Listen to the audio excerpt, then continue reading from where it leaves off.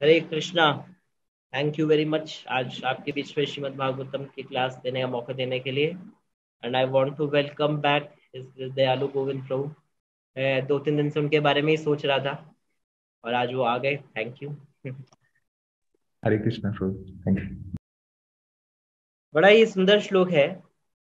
शौनक ने विदुर तथा मैत्रेय के बीच होने वाले वार्तालाप के संबंध में प्रश्न किया कि भगवान की निर्मल लीलाओं के अनेक आख्यान रहे होंगे।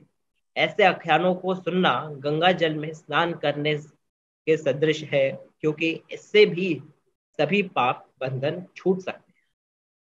तो यहाँ पर जो है प्रभुपाद ने बड़ा सुंदर यहाँ पे लिखा है कि भगवान परमेश्वर है, उनके शब्दों, उनके प्रस्वेदन या उनकी लीलाओं में अंतर नहीं। ये लाइन बहुत बहुत बहुत ही इंपॉर्टेंट है कि भगवान के शब्द और भगवान में कोई अंतर नहीं। हम लोग देखते हैं, संवाद पढ़ते हैं अर्जुन और कृष्ण का। दोनों आप भगवान जो है अर्जुन को सिखा रहे हैं भगवत गीता, खुद सुना रहे हैं। भगवान योग्य गुरु हैं, अर्जुन योग्य शिष्य है। और जब उनके बीच में ये संवाद हो रहा है, आप देखिए अर्जुन में क्या बदलाव आया, तो उसमें क्या परिवर्तन आया। लेकिन जब हम अपने बारे में सोचते हैं, तो हम तो एक बुक से पढ़ रहे हैं, भगवत गीता एक पुस्तक से पढ़ रहे हैं, और हमारे अंदर उतना जल्दी से चेंजेस नहीं आते। तो हमें लगेगा कि कहीं हम, अब अर्जुन को तो भगवान का संग मिला। लेकिन प्रभुपाद जी भी समझाते हैं कि यदि हम लोग भगवत गीता को ध्यान से पढ़ेंगे, श्रद्धा के साथ पढ़ेंगे, तो हमें वही लाभ होगा जो अर्जुन को मिला भगवान से सुनने के बाद। क्यों? क्योंकि भगवान में और भगवान के शब्द में कोई अंतर नहीं। जब भगवान बोल रहे हैं देहिनो अस्मिन् यथा देहे कौमारम यौवनम जरा तथा देहांतर प्राप्ते धीरज तत्र न मुह्यते, तो ये जो चार फ्रेजेस का जो ये जो श्लोक है, ये भगवान का पूरा पर्सनल फॉर्म है। ऐसे नहीं है कि ये अलग है, ये क ख ग घ नहीं है, क ख ग घ से बने हुए शब्द नहीं है, ये डायरेक्ट भगवान का स्वरूप है। तो हमें ऐसा फील नहीं होता है कि ये भगवान का स्वरूप है, भगवान का स्वरूप है, ये ऐसा फील नहीं होता है। सुनने में तो बहुत अच्छा लगता है कि भागवत में और भगवान में कोई अंतर नहीं है, लेकिन हम लोग फील नहीं करते। तो प्रभुपाद जी इसमें बताते हैं कि भगवान का जो संग है वो भगवान की हमारी फीलिंग के ऊपर डिपेंड नहीं करता है। हमारी फीलिंग जो मर्जी होने दो, हमें भगवान का संग हमारी फीलिंग पे डिपेंड नहीं करेगा। जैसे ये मेरे हाथ में है, तो अभी मैं इसको फील कर पा रहा हूँ। क्यों? क्योंकि ये एक आइटम है, एक ऑब्जेक्ट है। भगवान कोई आइटम नहीं है, ऑब्जेक्ट नहीं है कि वो हमारे को फीलिंग पे आए। जब भगवान बोल रहे हैं कि मेरे में और मेरे शब्द में कोई अंतर नहीं है, मतलब कोई अंतर नहीं है, भले ही जो मर्जी हमारी फीलिंग होने दो।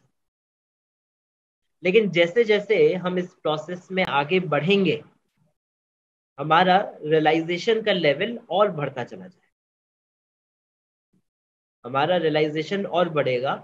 और भले ही आज हम उस रियलाइजेशन के लेवल पे नहीं है, लेकिन जैसे जैसे हम इस प्रोसेस का पालन करेंगे, हमारा इंप्रूवमेंट होगा। और भले ही आज हम नई स्टेज पे है, बिल्कुल भक्ति के शुरू के लेवल पे भी क्यों ना है, इसका रिजल्ट आएगा। जैसे अग्नि में हाथ डालना, प्रभुपाद जी एग्जाम्पल देते हैं। छोटा बच्चा अगर अग्नि में हाथ डालेगा, भले ही वो अज्ञान क्यों ना हो, अज्ञान में क्यों ना हो, लेकिन अग्नि उसका हाथ जला देगी। वैसे ही हमारे साथ भी होगा कि हमें जो है बहुत दृढ़ता के साथ इस प्रोसेस में लगे रहना है, चाहे हमें आज फील हो रहा है चाहे नहीं हो रहा है। और कब कैसे फील होगा, कैसे हम लोग उस लेवल पे पहुंचेंगे, जितना हम उसके बारे में जाने। जैसे सपोज कीजिए कि आप एक जगह पे बैठे हैं, एक हॉल में बैठे हैं, और एक व्यक्ति वहां पे आके बैठा हुआ है, और दो चार लोग और बैठे हैं, और एक व्यक्ति बैठा हुआ है वहां पे। आपको कुछ ज्यादा कुछ फर्क पड़ेगा नहीं, क्योंकि आप उस व्यक्ति को जानते नहीं, उस व्यक्ति को आप जानते नहीं।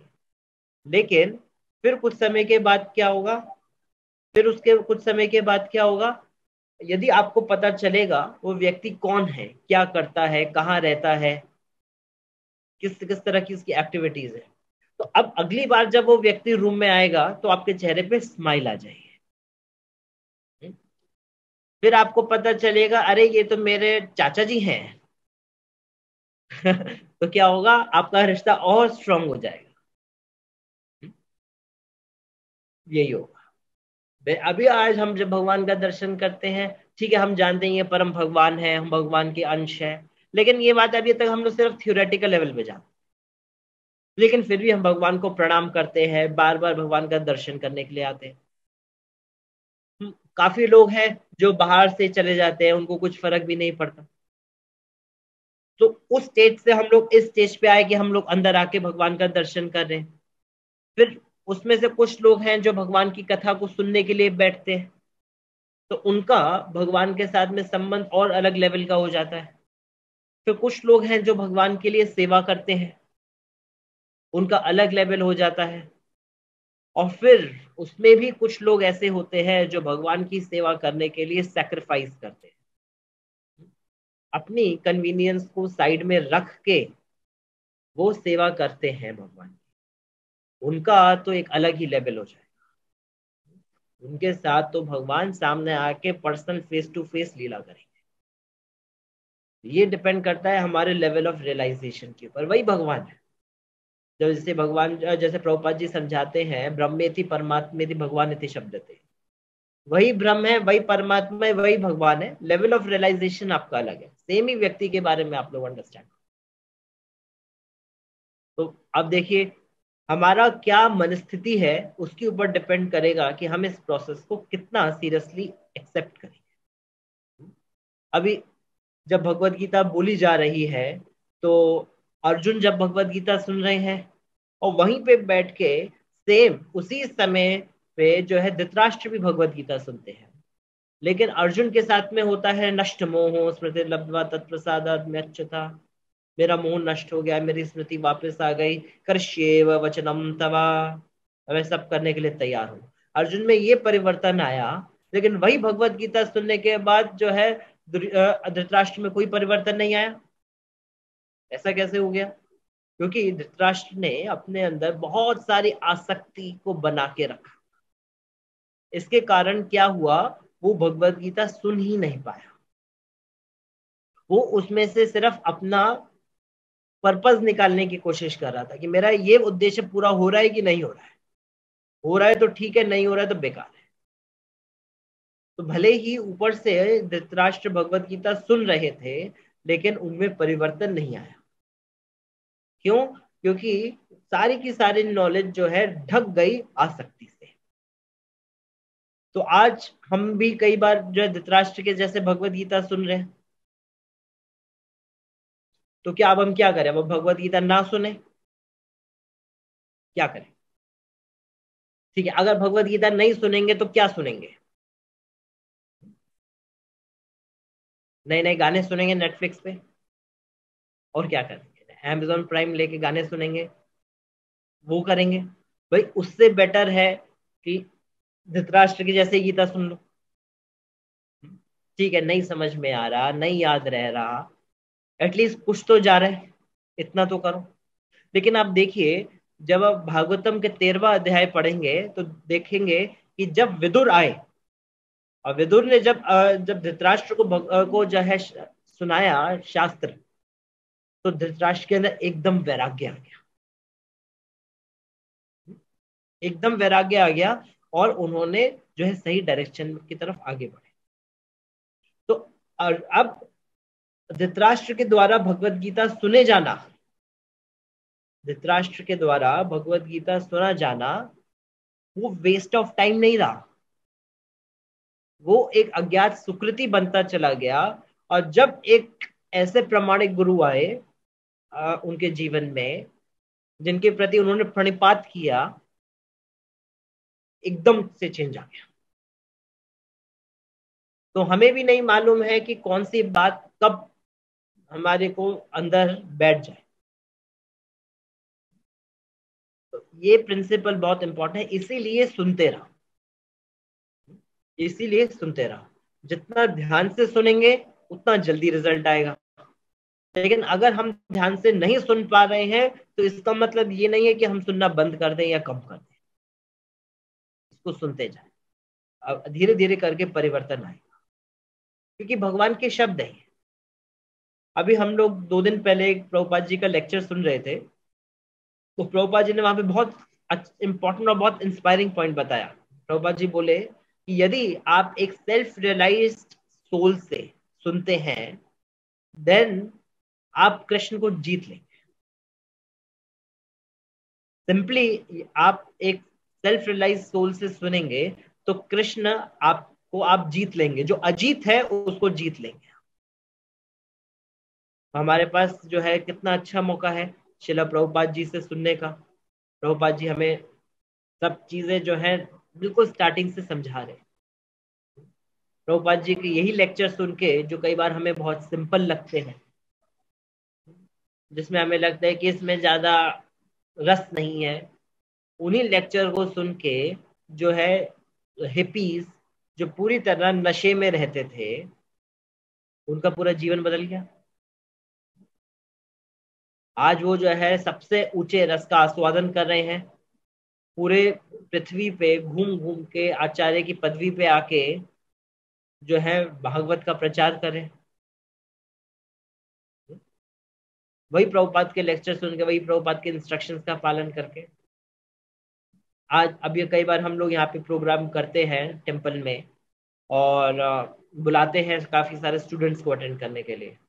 बढ़िया, हम आप सब मंदिर आए, आपने हमारा हेवन ऑन अर्थ बिल्डिंग भी देखा है, कितना सुंदर बिल्डिंग है। हमारे जो हॉल है क्लासेस करने के लिए, सारे बड़े बड़े हॉल्स हैं, एयर कंडीशन हॉल्स हैं, बढ़िया प्रसाद रहता है, एक अच्छा एनवायरनमेंट क्रिएट करा जाता है, सबसे अच्छे अच्छे स्पीकर्स को सिलेक्ट किया जाता है, पीपीटी बनाई जाती है, और फिर उसके बाद उनको प्रेजेंट किया जाता है। बट उनके पीछे आगे पीछे हम लोग घूमते हैं बच्चों के। इतना सब करने के बाद भी कितने बच्चे भक्त नहीं बनते, चले जाते हैं, अगली बार फोन नहीं उठाते हैं। और प्रभुपाद जी सिंपल अकेले गए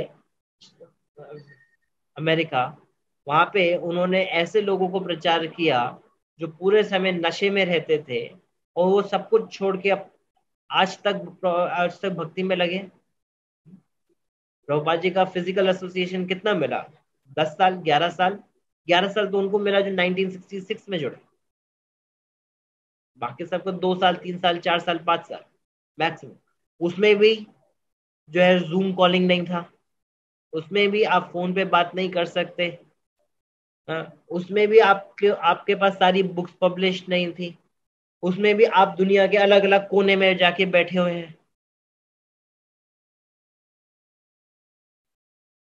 ऐसे में भी आप देखिए आज भी प्रभुपाद जी के शिष्य प्रचार में लगे। क्यों? क्योंकि उन्होंने एक सेल्फ रियलाइज सोल से बहुत ध्यान पूर्वक सुना। कृष्ण शक्ति बिना नहीं तार प्रवर्तन। आज वो पूरे दुनिया का में प्रचार कर रहे, मतलब प्रभुपाद जी का लेक्चर सुनने से उनके अंदर कृष्ण शक्ति का संचार हो गया,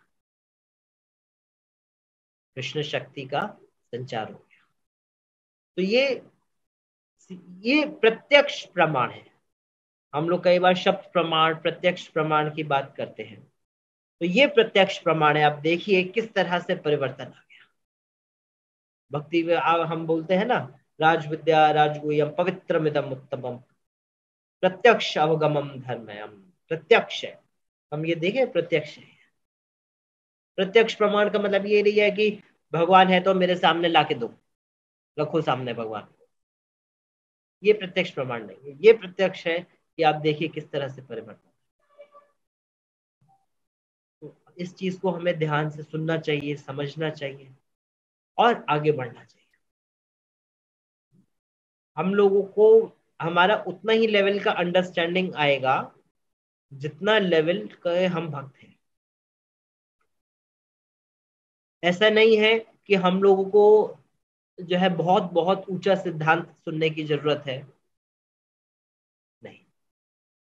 हमारे को उतना ही अंडरस्टैंडिंग आएगा जितना हमारा लेवल है। क्यों? क्योंकि ये जो प्रभुपाद के पर्पट्स हैं, ये शब्द नहीं है, ये केवल अनुच्छेद, एक पैराग्राफ नहीं है। ये जो है भगवान के द्वारा डिक्टेट किए गए हैं। अब यही परपट पढ़ के जो है एक नया व्यक्ति धीरे धीरे भक्ति के बारे में जानता है। इन्हीं परपट्स को पढ़ के वो धीरे धीरे 4 नियमों का पालन करने के लिए दृढ़ बनता है। इन्हीं परपट्स को पढ़ के वो वो जो है भक्ति में सेवा के लिए, हरिनाम के लिए और आगे बढ़ता है, दीक्षा लेता है। इन्हीं परपट्स को पढ़ के वो आगे और एडवांस करता है, इन्हीं परपट्स को पढ़ के। मतलब ये इतने इंटरेक्टिव परपट्स हैं कि हर व्यक्ति के लेवल से उनके साथ में इंटरेक्ट करते हैं। एक नए व्यक्ति को जानवर के लेवल से मनुष्य बनाते हैं, मनुष्य के लेवल से भक्त बनाते हैं, भक्त के लेवल से वैष्णव बनाते हैं। और जब वैष्णव इस परपट्स को पढ़ते हैं तो भगवान की कथा का आस्वादन करते हैं, वो भगवान की कथा को रिलिश करते हैं इन्हीं परपट्स को पढ़ के। तो ये इनका स्पेशल खूबी है। प्रभुपाद जी ने बहुत आसानी से, बहुत सिंपल वे में जो है सारे आचार्यों के जो पर्पस को, उनके पर्पस को अपने पर्पस में बहुत आसानी से हमारे लेवल पे अंडरस्टैंडिंग से दे दिया। अभी 2 दिन पहले जब हम लोग एक प्रभुपाद जी का लेक्चर सुन रहे थे तो वो बड़ा इंस्पायरिंग लगा कि प्रभुपाद जी कहाँ पॉइंट से शुरू करते करते 30 मिनट के लेक्चर में किधर पहुंच गए। प्रभुपाद जी लेक्चर शुरू करते हैं, बात करते हैं मायावादियों के बारे में, फिर समझाते हैं ब्रह्मेति परमात्मेति भगवानेति शब्दते, फिर समझाते हैं कि हम शरीर नहीं, हम आत्मा है। उस लेवल से स्टार्ट करते करते प्रभुपाद जी जो है विप्रलंब भाव तक का एक्सप्लेनेशन दे दिया। 30 मिनट के अंदर जो है मायावादियों को भी काट दिए, हमारा संबंध ज्ञान भी क्लियर किए, प्रेम के बारे में भी चर्चा की, और प्रेम के ऊपर ले जाके विप्रलंब भाव तक भी ले गया एक 30 मिनट के लेक्चर। ये कई बार प्रभुपाद का लेक्चर इतना सिंपल लगता है कि सुनने में लगेगा अरे ठीक है, लेकिन अगर हम थोड़ा सा उस पर चिंतन करेंगे तो पता चलेगा कि प्रभुपाद एक्चुअली बता क्या रहे। पूरा का हिज ग्रेस कृष्णामयी माता जी की जय, हरे कृष्णा। तो प्रभुपाद जी अपने लेक्चर में पूरा का पूरा परपट को, पूरा पूरा भक्ति के शास्त्र को पूरा का पूरा समझा देते हैं। ये आसान बात नहीं है। हम लोग उसमें से पॉइंट ढूंढते हैं, हम लोग पॉइंटर्स ढूंढते हैं, उस पर चर्चा करेंगे। लेकिन प्रभुपाद सामने वाले की कॉन्शियसनेस को, चेतना को पकड़ के उसके ऊपर उसको पूरा उठा देते हैं। तो इस तरह के सेल्फ रियलाइज सोल से जब हम सुनेंगे, इस तरह के सेल्फ रियलाइज सोल से जब हम सुनेंगे, तब क्या होगा? हमारे अंदर भी परिवर्तन आएगा। कितना परिवर्तन आएगा? जितना ध्यान से हम उसको सुनेंगे। एक मैं अपना पर्सनल एक एग्जांपल देता हूँ। जब मैं नया नया पढ़ता था प्रभुपाद की बुक में, तो वो श्लोक आया था भगवत गीता में, ध्यायतो विषयान पुंसा। तो उस श्लोक के परपट में प्रभुपाद जी ने, जब मैं बहुत नया था, ज्यादा मंदिर भी नहीं जाता था, तो उस श्लोक के परपट में प्रभुपाद जी ने मेंशन किया था, शिव जी का एग्जाम्पल दिया है, हरिदास ठाकुर का एग्जाम्पल दिया है। और शिव जी का एग्जाम्पल ऐसे दिया है, हरिदास ठाकुर के बारे में बताया कि हरिदास ठाकुर के पास जो माया देवी वैश्या बन के भी आ गई, तो उनके अंदर कोई परिवर्तन नहीं आया। लेकिन शिव जी जब जब पार्वती माता आई तो उनके द्वारा वो मोहित हो गए और आगे जाके कार्तिकेय का जन्म हुआ। तो मैं जब ये वाला परपट पढ़ा तो मेरे को बड़ा अजीब लगा।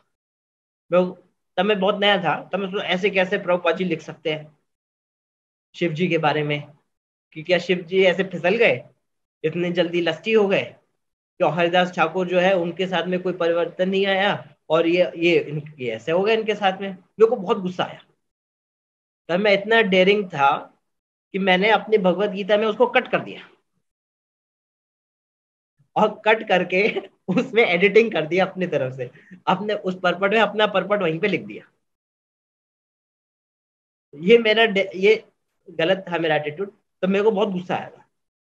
लेकिन एक अच्छी बात हुई, समहाउ और दी अदर, मैं जो है प्रभुपाद का बुक्स पढ़ना, प्रभुपाद का लेक्चर सुनना नहीं छोड़ा। डेली मैं बैठता था अपना सिस्टम लेके, पेन कॉपी लेके, और रोज पढ़ता था। रोज प्रभुपाद का एक लेक्चर सुनता था, नोट्स बनाता था, लेक्चर सुनता था, नोट्स बनाता था, और ऐसे बहुत टाइम तक चला। और फिर जाके मेरे को धीरे धीरे अकल आई कि प्रभुपाद जी एक्चुअली उसमें समझा क्या रहे। फिर मैं एक नया भगवत गीता खरीद के लेके आया, उस भगवत गीता से दोबारा अपना कटिंग किया हुआ, फिर वापस उसको ठीक किया, और ब्रैकेट में लिखा सॉरी प्रभुपाद, गलती किया मैंने। फिर मेरे को समझ में आया कि प्रभुपाद एक्चुअल में जो बता रहे हैं वो सही बता रहे हैं। अब मेरा अंडरस्टैंडिंग शुरू में नहीं आया, वो अलग बात है, लेकिन धीरे धीरे इंप्रूव हुआ। फिर एक और आपको एग्जाम्पल अपना ही देता हूँ। एक बार ऐसा हुआ था कि शुरू की बात है ये 2011 की, जब मैं बिल्कुल नया नया आया था।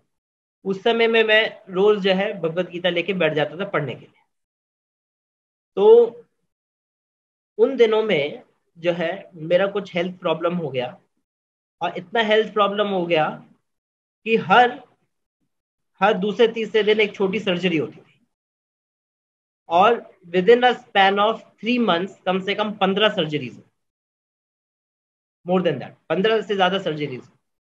और उस समय मैं अपने एंट्रेंस एग्जाम्स के लिए भी पढ़ रहा था, और मैंने जो है स्कूल के बाद 1 साल ड्रॉप भी किया था। बहुत हैवी सिचुएशन थी, और 15 हर हर हफ्ते, हर 3-4 दिन में एक एक सर्जरी होती। अब ना बैठ सकते, ना लेट सकते, ना उठ सकते, ना पढ़ सकते, कुछ भी नहीं कर सकते। तब मैं अपना जब मैं सर्जरी के बाद घर आता था, तब मैं अपनी मम्मी को बोलता था चलो भगवत गीता पढ़ो। तो मम्मी मेरी भगवत गीता पढ़ती जाती थी, और मैं यहाँ पे सुनता था। समहाउ और दी अदर उसमें से एक पॉइंट था, उस समय मेरे को क्लिक कर गया। वो था देहिनोऽस्मिन् यथा देह वाले श्लोक में, कि हम शरीर नहीं आत्मा है। एक थ्योरेटिकल अंडरस्टैंडिंग बना था, और और कुछ नहीं था। तो वो समय वो मेरे को क्लिक कर गया। तो वो इतना ज्यादा क्लिक किया कि उसी एक पॉइंट को लेके मैं वो 3-4 महीने का फेज को क्रॉस कर गया। अब इतना प्रेशर का टाइम था, और ऐसा को मैं डिवोटीज के बीच में भी नहीं रहता था कि वो मेरे को कोई आके समझाए। लेकिन मेरे को लगता था नहीं नहीं, जो दर्द है वो शरीर में ही हो रहा है, हम तो आत्मा है, चलो हमें अपना ड्यूटी करना है, अपने ड्यूटी से पीछे नहीं हटना है।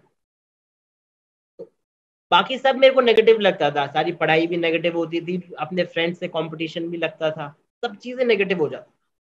लेकिन एक वो पॉइंट मेरे माइंड में उस समय सेट हो गया, अब निकल गया है वापस से।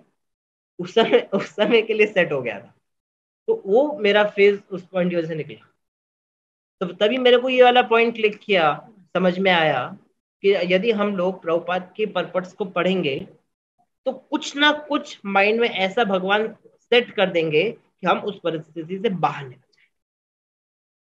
भले हम आगे रियलाइज कर पाएंगे चाहे नहीं कर पाएंगे, लेकिन भगवान निकाल देंगे। फिर कई बार लोग बोलते हैं कि हमें जो है, हम लोग जो पढ़ते हैं वो याद नहीं रहता।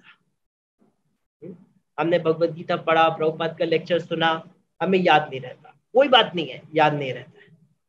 एक बहुत अच्छा एग्जाम्पल देता हूँ जो मेरे को अच्छा लगता है।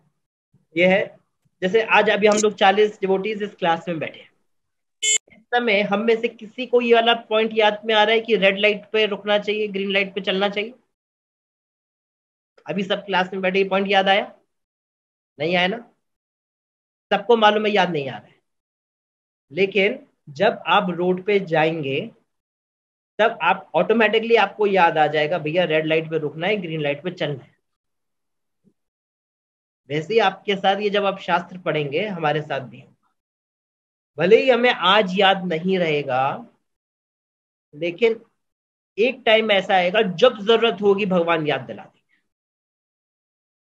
जब जरूरत होगी भगवान याद दिला देंगे, और वो पॉइंट आपको सही डिसीजंस लेने पे मदद कर।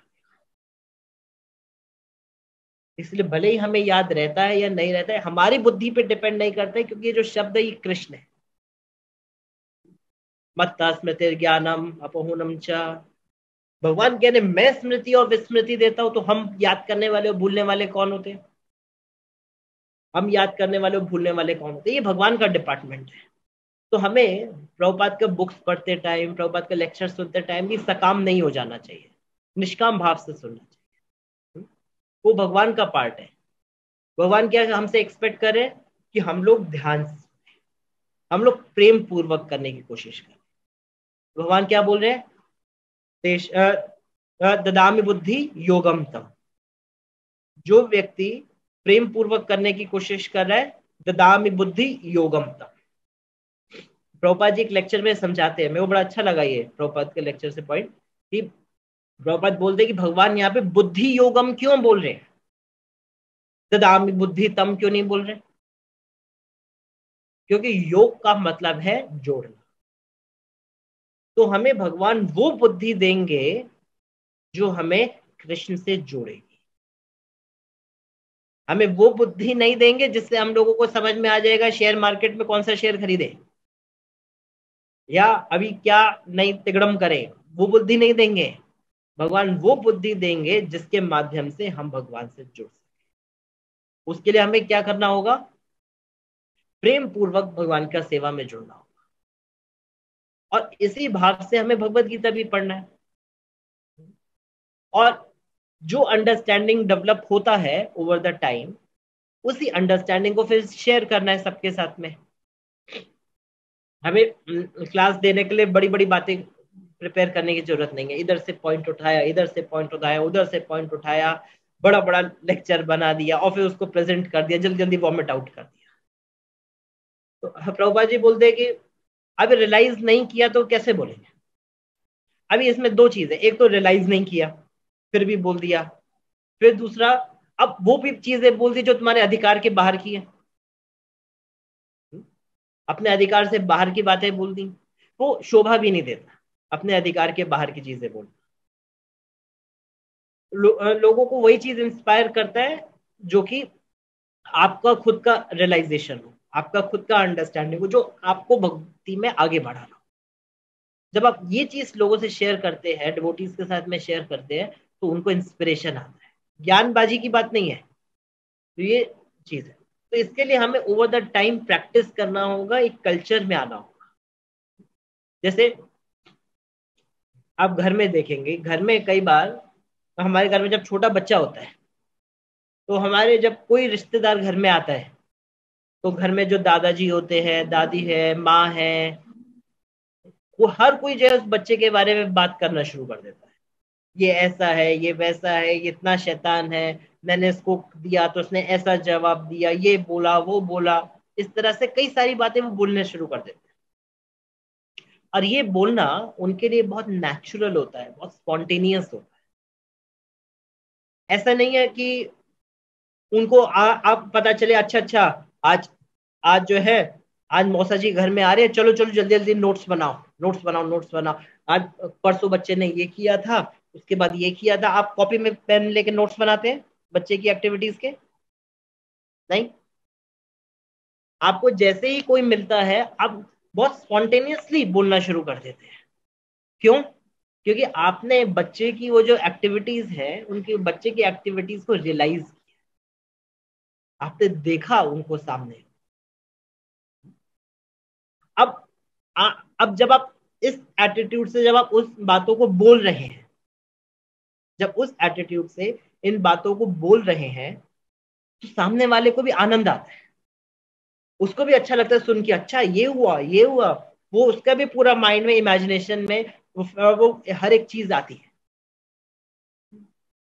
अब वहीं पे एक दूसरा व्यक्ति को जो है वो बोल रहा है, जो इसका वो बच्चे से कोई कनेक्शन नहीं है, वो कहता है ठीक है मैं आगे कंटिन्यू करता हूँ, तो वो आके आके बताता है। तो ये बच्चा उसके बाद वो वहां पे अपने सॉक्स फेंक देता है और वो हंसने लग जाता है। अब वो थियोरेटिकली बोल रहा है, वो ना बच्चे को जानता है, ना माँ को जानता है, ना उनके संबंध को जानता है, वो थियोरेटिकली बोलेगा तो आपको समझ में आएगा? आनंद आएगा? नहीं आएगा। आनंद कब आएगा? जब आप उसकी माँ से सुन रहे हैं, जिसने उसकी लीलाओं को देखा है। तो प्रभुपाद जैसे भक्त जो है भगवान की लीलाओं को देख रहे हैं, आनंद ले रहे हैं, उनके सामने सब लीलाएं हो रही है। भक्ति सिद्धांत सरस्वती ठाकुर के सामने पूरे पंचतंत्र नाच के जा रहे हैं, उनको सब लीलाएं उनके सामने हो रही हैं। तो जब ऐसे भक्त से सुनेंगे तो हमारा परिवर्तन आएगा। दूसरा, और हमें जो है उस व्यक्ति को आनंद आएगा, वो व्यक्ति बता पाएगा जिसने उस बच्चे के साथ में सेवा की है, उस बच्चे की सेवा की है, उसको कपड़े पहनाए हैं, उसके साथ खेला है, उसको स्कूल लेके गया है, जिसने उस एक्टिविटीज को किया है। तो वैसे ही यदि हम भी भगवान की सेवा में जुड़ेंगे और हम भगवान की सेवा में लगेंगे, तो हमारे लिए भी भगवान की कथा को सुनाना नेचुरल हो जाएगा, बहुत स्पॉन्टेनियस हो जाएगा। तो हम भी खुद भी बोलेंगे तो उसका आस्वादन कर पाएंगे, और जब दूसरा सुनेगा वो भी आस्वादन कर पाएगा, भले ही हमारा रियलाइजेशन हो चाहे ना हो। क्यों? क्योंकि हमने सेवा की है। सेवन मुखे ही जीवा दो स्फुरत्यदा। तो सेवा करने से भगवान जो है स्फुरित होते हैं, अपने को प्रकट करते हैं। तो इसीलिए हमें जो है ये प्रोसेस को पकड़ लेना है। हमें सेल्फ रियलाइज सोल से सुनना है और सेवा करना है। जब इन दो प्रोसेस में लगेंगे तो हम जो है इनको रियलाइज कर पाएंगे। फिर चाहे उसके बाद हम चाहे रासलीला पढ़ रहे हो, चाहे अर्जुन और कृष्ण के बीच का संवाद पढ़ रहे हो, चाहे धृतराष्ट्र के द्वारा की गई पॉलिटिक्स पढ़ रहे हो, चाहे महाभारत का कोई और पार्ट पढ़ रहे हो जो भागवतम में आ रहा है, कोई फर्क नहीं रह जाए। जो आपको आनंद फर्स्ट कैंटो पढ़ने में आएगा वही आनंद 10th कैंटो पढ़ने में आएगा, वही 11th कैंटो के हेवी पर्पट्स जहाँ पे पढ़ने में भी वही आनंद आएगा, क्योंकि भगवान के लिए तब हम जो है भेद नहीं कर पाएंगे। इसीलिए जो है हमें तत्व से पढ़ते जाना है, तत्वदर्शी से सुनना है और उनकी सेवा में जुड़ना। क्योंकि भगवान खुद जो है भागवतम में बोल रहे हैं कि स्यान महत सेवया विप्रा वासुदेव कथा। जब हम एक महत की सेवा में जुड़ेंगे, उससे वासुदेव की कथा में रुचि उत्पन्न होगी। बहुत इंटरेस्टिंग लेक्चर सुनने से वासुदेव की कथा में रुचि नहीं उत्पन्न होगी। वो तो हर एक व्यक्ति के बोलने का ढंग हो सकता है, वॉइस मॉड्यूलेशन हो सकता है, एग्जाम्पल्स दे सकता है, ह्यूमर डाल सकता है, लेकिन भक्ति कहाँ पे डालेगा? भक्ति किधर से डालेगा जो मेन इंग्रेडिएंट है? तो इसीलिए जो है हमें जो है एक महत से सुनना है, महत की सेवा करनी है, और उससे हम लोग इन चीजों को रियलाइज कर पाएंगे। जितना रियलाइज नॉलेज पे शेयर करेंगे, लोगों के जीवन में परिवर्तन आएगा, और आ रहा है। लोगों के जीवन में परिवर्तन आ रहा है।